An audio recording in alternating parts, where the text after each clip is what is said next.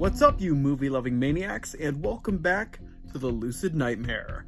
I'm your host, as always, Jay Schatzer, and it is time for a feature presentation video. I got a very strange one lined up. It is Halloween night, just got done trick-or-treating, and gonna watch a very weird and strange flick. As you can see behind me, it is House of Terrors. And this one looks pretty crazy, brought to us by Mondo Macabro, and very interested to see what this is all about. But yep, so I'm gonna jump on in, check this one out for the first time, and then I'm gonna let you guys know what I think of this weird ass flick. So see you soon.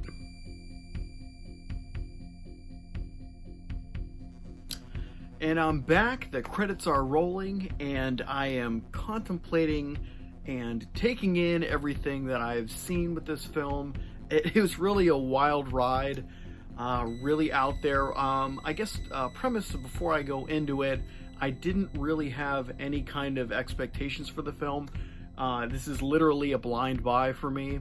Never even watched the trailer, just went from the cover art and went from there. And yeah, I didn't even realize that it was like a black and white, gothic, atmospheric kind of haunted house film.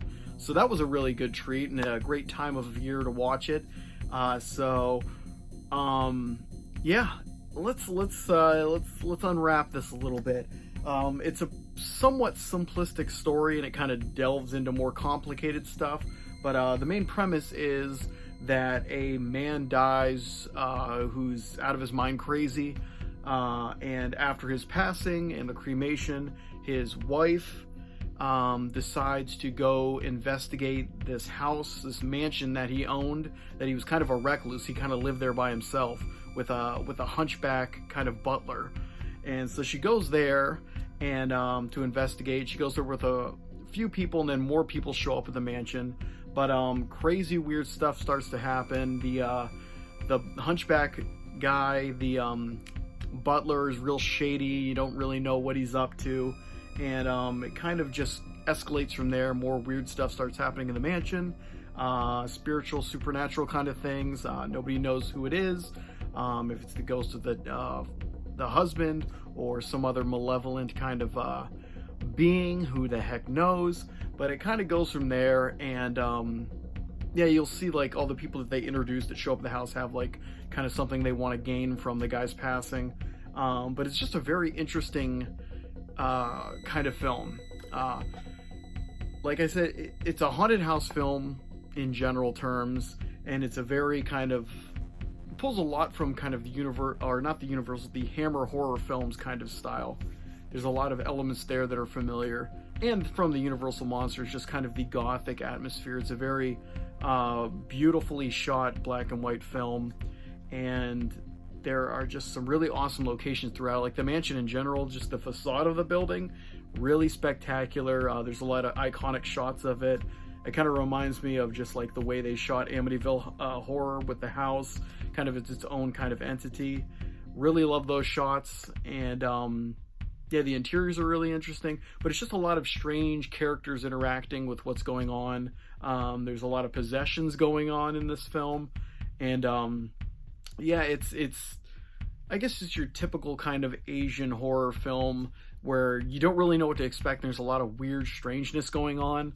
Not as strange as House, if anyone's ever seen that film, where it's just really off the wall. This one seems to keep the proceedings somewhat in check in kind of a realm of reality. But yeah, it's definitely an interesting film. It came out in 1965, so I don't really know what the choice for aesthetic wise to be it a black and white film, but I do love it because of that. It has a nice kind of tone and texture to it, and it aids the atmosphere and the gothic kind of visuals of the film. So it's just a really classy production. It has a lot of over-the-top moments, but it's mostly pertaining to kind of overacting in the actors' parts. Some of the people, when possessed, I guess, just they act insane. It's kind of it's very interesting to see play out. Very very strange film, but yeah, House of Terrors, directed by Hajime Sato, and yeah, just a really enjoyable film.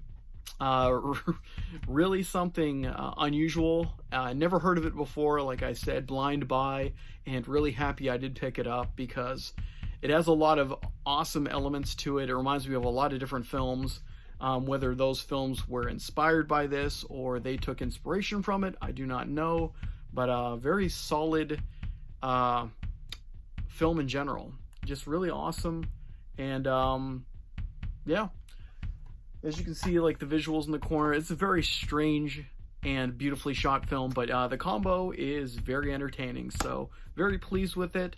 Had a great time with it. If you like films that have that kind of gothic look to them, like a Universal Monsters film, the black and white original kind of ones, or just the Hammer horror films, the British Hammer horror films, they have a lot of qualities to this one, and just it's an interesting haunted house film. It definitely reminds me of The Haunting, the original Haunting. It takes a lot of those qualities and kind of runs with it, especially with the mansion setting. It's kind of a character unto itself, and there's a history there. It's just very, very intriguing all around. But yeah, that's gonna be it for this episode of feature presentation, the Halloween special, I guess, because it's Halloween night. I'll try to upload it as soon as I can, whether it's tonight or tomorrow morning. But yeah, interesting film, and hope you got some kind of interest from it and want to check it out for yourself. Like I said, I have the Mondo Macabro release of the film that just came out recently, I think last month. But yeah, great transfer on the film, beautifully shot, like I said, and they take those elements and really show it for all it's worth, and just a really interesting film that you probably should check out if you like these kind of odd flicks. But that's it for me. I hope you like that one, and I hope you like what I'm doing here. If you do, please like and subscribe, and if you have time, leave a comment below because I love hearing from you guys. But until then, I will see you all at the next Lucid Nightmare. Take care.